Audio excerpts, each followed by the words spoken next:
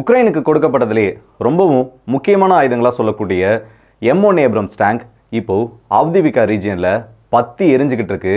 அமெரிக்காவோட அந்த முக்கியமான மெயின் பேட்டில் டேங்க். இதுக்கு முன்னாடி ஏற்கனவே நிறைய வீடியோவில் நம்ம பார்த்துருக்கோம். M1 ஏப்ரம்ஸ் டேங்கை ரஷ்யா அழிச்சிட்டாங்கன்னு சொல்லிட்டு. ஆனால் அப்போ வரைக்கும் உக்ரைன் அதை பற்றி அஃபிஷியலாக எதுவுமே பேசினது கிடையாது. எங்கள் கிட்ட இருக்க M1 ஏப்ரம்ஸ் டேங்கை நாங்கள் இழந்ததே இல்லைன்னு தான் பேசிட்டு இருந்தாங்க. ஆனால் இப்போ நடந்திருக்க சம்பவம், இப்போ சமீபத்தில் ஆவ்திவிகா ரீஜியனில் இந்த M1 ஏப்ரம்ஸ் டேங்க்கு கொளுத்தப்பட்டதுக்கு உக்ரைனோட நிறைய அஃபிஷியல்ஸ், உக்ரைன் ஓரியன்டாக இருக்க நிறைய டெலிகிராம் குரூப்ஸ் ஒரு விஷயத்தை ஒத்துக்க ஆரம்பிச்சிருக்காங்க. ஆமாம், அமெரிக்காவால் நமக்கு கொடுக்கப்பட்ட சில ஆயுதங்களை நம்ம இழக்க ஆரம்பிச்சிருக்கோம்னு சொல்லிட்டு. இது மட்டும் பத்தாதுன்னு சொல்லிட்டு எரியிற நெருப்பில் எண்ணெய் ஊற்றுற விதமாக ஸ்வீடன் கிட்ட இருந்து FH-77BWன்ற ஒரு ட்ரக் மவுண்டட் செல்ஃப் ப்ரொபல்டு ஹவிட்சர் சிஸ்டம்ன்றது இந்த உக்ரைனுக்கு கொடுக்கப்பட்டது. அதுவும் இப்போ ரஷ்யாவோட கைகளில் சிக்கியிருக்கு. கிட்டத்தட்ட இந்த ரெண்டு விதமான வெஸ்டர்ன் சப்ளைடு டேங்க்ஸையும் இந்த செல்ஃப் ப்ரொபல்டு ஹவிட்சர்ஸையும் ரஷ்யா ஒரே நாளில் இந்த ஆவ்திவிகா ரீஜனில் வச்சு மட்டுமே போட்டு தள்ளியிருக்காங்க.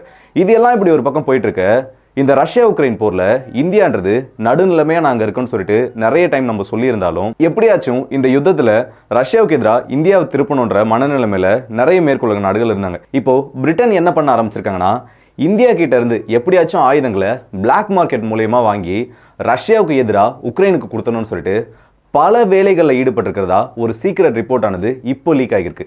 இது எல்லாத்தையுமே இந்த வீடியோவில் டீட்டெயிலாக பார்த்துலாம். ஸோ வாங்க வீடியோக்குள்ளே போயிடலாம். நான் உங்கள் ஆர்கே, தமிழ் பொக்கிஷம் வழங்கும் டிபி ட்ரெண்டிங்ஸ்.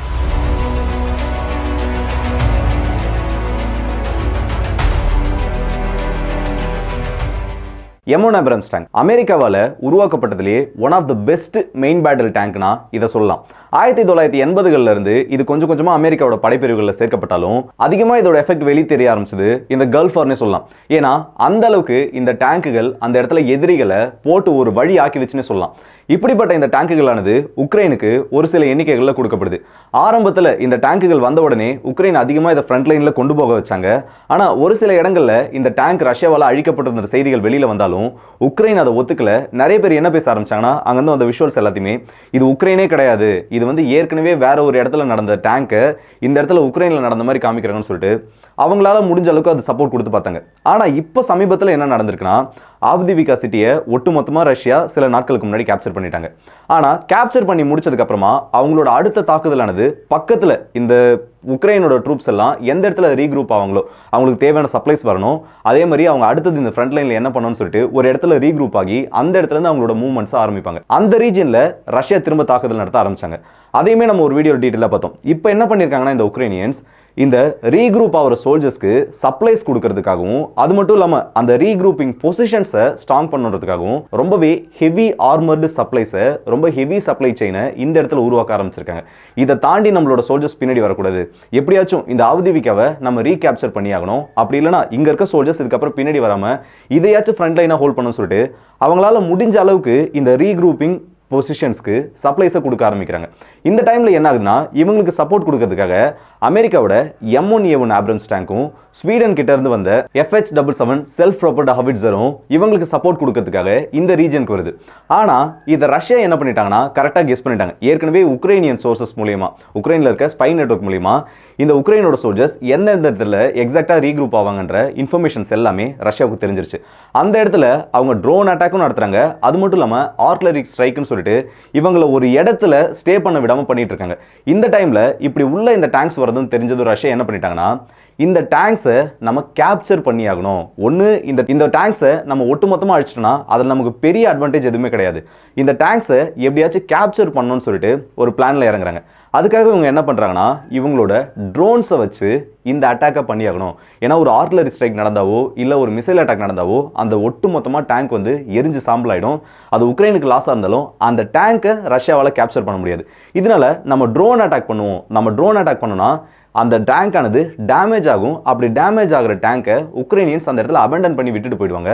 அதுக்கப்புறமா நம்மளோட ட்ரக் யூனிட்ஸை வச்சோ இல்லை நம்ம அதை டோ பண்ணியோ நம்மளோட பகுதிக்குள்ளே கொண்டு வந்து அதுக்கப்புறமா அந்த டேங்கை வச்சு வேற எதனா செய்யலாம்னு சொல்லிட்டு பக்காவாக ஒரு பிளானை போடுறாங்க. இதுக்கு ஏற்ற மாதிரி ரஷ்யாவுக்கு இந்த விஷயத்தில் வெற்றியும் கிடைச்சிருக்கு.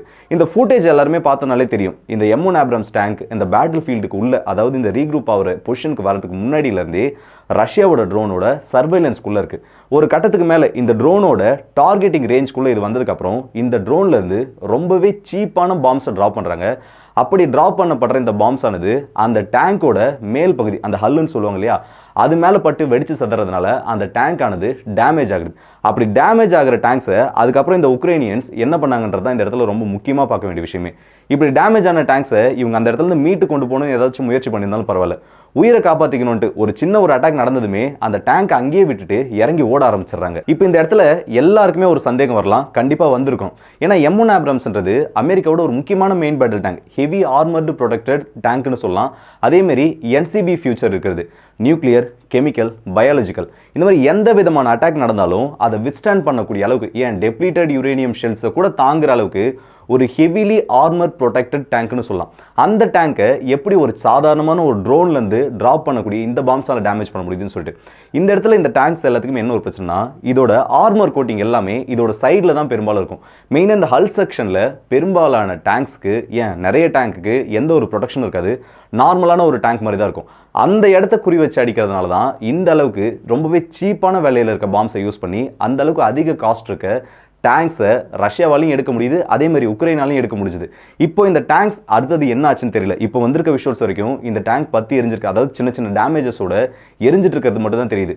கூடிய சீக்கிரத்தில் இதை ரஷ்யா கேப்சர் பண்ணியிருந்தா ரஷ்யா கிட்ட இருந்து ஒரு அஃபிஷியலான இன்ஃபர்மேஷன் வரும், அமெரிக்காவோட டேங்க் இப்போ எங்க கையில் இருக்குன்னு சொல்லிட்டு. சரி, இது ஒரு பக்கம் போயிட்டு இருக்க, இந்த ஸ்வீடன் கொடுத்தாங்கல்ல இந்த செல்ஃப் ப்ரொபல்ட் அவிசர் சிஸ்டம், அதுக்கும் இதே சம்பவம் தான் நடந்திருக்கு. ஆனால் அந்த இடத்துல அந்த செல்ஃப் ப்ரொபல்ட் அவிசர் யூனிட்ன்றது ஒட்டுமொத்தமாக சாம்பலாகி இருக்கு. அதே மாதிரி இந்த செல்ஃப் ப்ரொபல்ட் அவிசர் ஆனது இந்த FH-77BW மேலே அட்டாக் நடந்ததும் இதை விட்டுட்டுமே இந்த உக்ரைனியன் ட்ரூப்ஸ் இறங்கி ஓட ஆரம்பிச்சிடறாங்க. M1 Abrams டேங்கை விட இந்த ஹவிட்சர்ஸ் உக்ரைனுக்கு ரொம்ப முக்கியமானதுன்னு சொல்லலாம். ஏன்னா M1 Abrams டேங்காவது ஒரு டபுள் டிஜிட்டில் இருக்குன்னு சொல்லலாம். ஆனால் இந்த ஸ்வீடன் கிட்ட இருந்து வந்த இந்த ஹவிட்சர் உக்ரைன் கிட்ட வெறும் 8 எண்ணிக்கையில் மட்டும்தான் இருக்கு. இப்போதைக்கு இருக்க விஷுவல்ஸை வச்சு பார்த்தோன்னா அதில் ஒன்று காலி. இன்னொன்று பெரிய சிக்கல் என்னன்னா, இதனால ஒரு 35 கிலோமீட்டர் வரைக்கும் தான் இதோட டார்கெட்ஸை எஃபெக்டிவாக எங்கேஜ் பண்ண முடியும். அப்படின்னா இன்னும் இதுல இருந்து, இது அழிக்கப்பட்ட இடத்துல இருந்து பக்கத்தில் இன்னும் இதே மாதிரி நிறைய ஹவிட்சர்ஸ் அழிக்கப்பட்டிருக்கலாம், அதோட விஷுவல்ஸும் வெளியில் வரலாம்னு சொல்லியிருக்காங்க. ஏன்னா ஒரு டேங்கோட விலை M1 Abrams டேங்கோட விலை கிட்டத்தட்ட 9 to 10 மில்லியனுக்கு அதிகம், அதோட வேரியண்ட்டை பொறுத்துனது.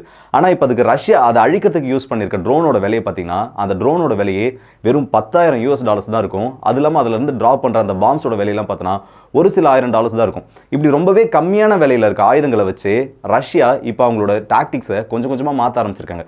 இதே டாக்டிக்ஸ் தான் உக்ரைனும் ரஷ்யாவுக்கு பண்ண ஆரம்பிச்சாங்க.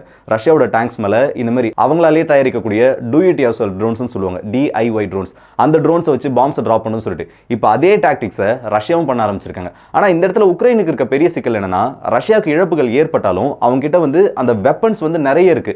இப்போ ரஷ்யா ஒரு 100 டேங்க் இழந்தாலும் அதை மேனேஜ் பண்ற அளவுக்கு அவங்க கிட்ட பேக்கப் டேங்க்ஸ் இருக்கு. அதே மாதிரி திரும்ப அந்த டேங்க்ஸை உற்பத்தி பண்ற அளவுக்கு நிறைய தொழிற்சாலைகள் இருக்கு. ஆனா உக்ரைனுக்கு அப்படி இல்லை. உக்ரைன் ஒரு மேனுஃபேக்சரர் கிடையாது. அவங்க வெளியில இருந்து வாங்கி யூஸ் பண்றாங்களே தவிர அவங்களால அவங்களுக்கு தேவையான டேங்க்ஸை அவங்களே தயாரிக்க முடியாத நிலைமை இருக்கப்போ அந்த இடத்துல ஏற்படுற ஒவ்வொரு டேங்கோட இழப்போ இல்லை ஒவ்வொரு ஹவிட்சரோட இழப்போ உக்ரைனுக்கு பெரிய பெரிய அடியா பின்னால விழும். இதெல்லாம் இப்படி ஒரு பக்கம் போயிட்டு இருக்க, இப்போ பிரிட்டன் என்ன ஒரு வேலையை பார்க்க ஆரம்பிச்சிருக்காங்கன்னா, உலகத்தில் அதிகமான ஷெல்ஸை ப்ரொடியூஸ் பண்ணுறது டாப் 3 இடத்துல இருக்கிறது. முதல் இடத்துல இருக்கிறது அமெரிக்கா, அடுத்ததா ரஷ்யா, அடுத்ததா சைனா. இப்போ 2023 கணக்குப்படி இவங்க தான் கிட்டத்தட்ட ஒரு 75 உலகத்தோட 75% ஆஃப் ஆர்ம்ஸ் அண்ட் ஷெல் ப்ரொடக்ஷனில் டாப் 3ல இருக்க கண்ட்ரிஸ். ஆனால் இதில் ஒரு விஷயத்தை கவனிச்சிங்கன்னா தெரியும், இந்த வெஸ்டர்ன் கண்ட்ரிஸாக இருக்கட்டும் இல்லை அமெரிக்காவாக இருக்கட்டும், இவங்க எல்லாருமே உக்ரைனுக்கு அதிகமான ஷெல்ஸை கொடுத்து அவங்க நாட்டிலேயே ஷெல்ஸ்க்கு தேவையான ஷார்டேஜ் வந்துருச்சுன்னு சொல்லிட்டு இப்படி இருக்கப்போ இந்த மேற்குலக நாடுகள்லாம் என்ன பண்ணுறாங்கன்னா, அடுத்து எந்த நாடுகள் கிட்ட இந்த ஷெல்ஸ், இந்த 150 mm ஷெல்ஸாக இருக்கட்டும் இல்லை 120 mm ஷெல்ஸ்ன்னு சொல்லிட்டு இதெல்லாம் எந்த நாடு கிட்ட அதிகமாக இருக்குன்னு பார்க்குறாங்க. அடுத்தபடியாக இருக்கிறது சைனா. சைனா கேட்டால் கண்டிப்பாக ரஷ்யாவுக்கு எதிராக அவங்க கொடுக்க மாட்டாங்க. இந்த வெஸ்டர்ன் கண்ட்ரிஸ்க்கு இவங்களோட ஷெல்ஸை கொடுக்க மாட்டாங்கன்னு தெரியும். இப்படி இருக்கப்போ இவங்க எல்லாம் என்ன யோசிக்கிறாங்கன்னா, நம்ம இந்தியா கிட்ட கேட்கலாம். ஏன்னா இந்தியா கிட்ட ஸ்டாக்ல பல டன் கணக்கிலான ஆயுதங்கள் இருக்கு. இந்த 155mm ஷெல்ஸ் எல்லாம் இந்தியாவோட ஸ்டாக் பைல்ஸ்ல நிறையவே இருக்கு. ஆனா இந்த இடத்துல இவங்களுக்கு இருக்க ஒரு சிக்கல் என்னன்னா, இந்தியா டைரக்டா இந்த வெப்பன்ஸை கொடுக்க மாட்டாங்க. ஏன்னா ரஷ்யா உக்ரைன் வார்ல ஒரு நியூட்ரல் ஸ்டாண்டை நாங்க எடுக்கணும்னு சொல்லிட்டு ஏற்கனவே இந்தியா சொல்லிட்டாங்க. இந்த டைம்ல நேரா போயிட்டு நம்ம அவங்க கிட்ட இந்த வெப்பன்ஸ் கேட்டோம்னா கண்டிப்பா கொடுக்க மாட்டாங்கன்றது இந்த வெஸ்டர்ன் கண்ட்ரீஸ்க்கு நல்லா தெரியும். இதனால இப்போ என்ன ஒரு பிளான் பண்றாங்கன்னா, பிளாக் மார்க்கெட் மூலமா வாங்கலாம். அப்படி இல்லையா, இந்தியா கிட்ட இருந்து இன்னொரு நாட்டுக்கு அந்த ஷெல்லை வாங்கி அவங்க கிட்ட இருந்து நம்ம வாங்கி உக்ரைனுக்கு கொடுக்கலாம். அதாவது ஒரு உதாரணத்துக்கு சொன்னா, இப்போ இந்தியா கிட்ட இருக்க ஷெல்ஸை டைரக்டா பிரிட்டன் வாங்கி உக்ரைனுக்கு கொடுத்ததுன்னா அது இந்தியாவுக்கு பெரிய பிரச்சனையை கொடுக்கும். ஏன்னா ரஷ்யாவுக்கும் இந்தியாவுக்கும் நடுவில் ஒரு நல்ல ஃப்ரெண்ட்ஷிப் இருக்கப்போ அதை கெடுத்துரும். இதனால நம்ம என்ன பண்ணலாம்னா, இந்தியா கிட்ட இருந்து ஷெல்ஸை வாங்கி ஸ்ரீலங்கா கொடுக்கலாம். ஒரு உதாரணத்துக்கு சொல்றேன். அதுக்கப்புறமா ஸ்ரீலங்காவில இருந்து அந்த ஷெல்ஸை பிரிட்டன் வாங்கி பிரிட்டன்ல இருந்து உக்ரைன் கொடுக்குற மாதிரி. ஸோ ஸ்ரீலங்காவுக்கு போனதுக்கு அப்புறமா அது இந்தியன் ஷெல்ஸ்ன்ற கேட்டகரியை தாண்டி ஸ்ரீலங்காவோட ஷெல்ஸா மாறிடும். அப்படி இருக்கப்போ இந்தியாவுக்கு இதுல எதுவும் பெரிய பிரச்சனைகள் வராதுன்னு சொல்லிட்டு அந்த ரிப்போர்ட்ல தெளிவா பேசியிருக்காங்க. ஆனா இதுக்கெல்லாம் இந்தியா ஒத்துக்குவாங்களான்னு கேட்டீங்கன்னா கண்டிப்பா ஒத்துக்க மாட்டாங்க. ஏன்னா ஏற்கனவே பிளாக் மார்க்கெட் மூலமா நம்ம ஒரு சில நாடுகளுக்கு கொடுத்த ஆயுதங்கள் ரஷ்யாவுக்கு எதிராக பயன்படுத்தப்பட்டதுன்னு தெரிஞ்சப்போவே இந்தியா ஒரு விஷயத்தை தெளிவாக சொல்லிட்டாங்க. நாங்கள் எந்த ஒரு தேர்ட் கண்ட்ரிஸ்க்கும் இதுக்கப்புறம் இந்த ரஷ்யாவுக்கு எதிராக செயல்படுற மாதிரி வெப்பன்ஸை கொடுக்க மாட்டோம்னு சொல்லிட்டு இந்த டைமில் பிரிட்டன் இந்த வேலையை பார்க்க ஆரம்பிச்சிருக்கிறது இந்தியாவை தெளிவாக ஒரு விஷயத்தில் கோத்து விடணுன்றதுக்காக மட்டும்தான். ஆனால் இதிலெல்லாம் பெருசாக இந்தியா சிக்குவாங்கன்ற டவுட் யாருக்குமே வேண்டாம். இந்தியா இந்த ஆர்ம்ஸ் ப்ரொடக்ஷனில் யாருக்கு கொடுக்கணும், எங்கே கொடுத்தா நம்மளோட ஆயுதங்கள் எங்கே போகுன்றதுல இப்போ தெளிவாக இருக்காங்கன்னு சொல்லலாம். ஸோ இந்த வீடியோவில் நான் பார்க்க அந்த அப்டேட் சொல்லலாம். இந்த வீடியோ பற்றி உங்களோட கருத்துக்களை கமெண்ட் செக்ஷனில் சொல்லுங்கள். அதுலேயும் குறிப்பாக சொன்னால் அமெரிக்காவோட மெயின் பேட்டில் டேங்கான M1 Abrams டேங்க் இப்போ அஃபிஷியலாக கொளுத்தப்பட்டிருக்கின்றத உக்ரைனோட அஃபிஷியல்ஸை பேச ஆரம்பிச்சிருக்கிறத நீங்கள் எப்படி பார்க்குறீங்க? இந்தியாவோட ஆயுதங்கள் ரஷ்யாவுக்கு எதிராக பயன்படுத்தப்படணும்னு சொல்லிட்டு பிரிட்டன் இவ்வளோ பெரிய ஒரு வேலையை பார்த்துருக்கிறத நீங்கள் எப்படி பார்க்குறீங்கிறதையும் கமெண்ட் செக்ஷனில் சொல்லுங்கள். நல்லதை பகிர்ந்து நல்ல சமுதாயத்தை உருவாக்கும். ஸோ அடுத்த வீடியோ சந்திப்போம். அதுவரை உங்களிடம் இந்த விடைபெறுவது உங்கள் ஆர்கே.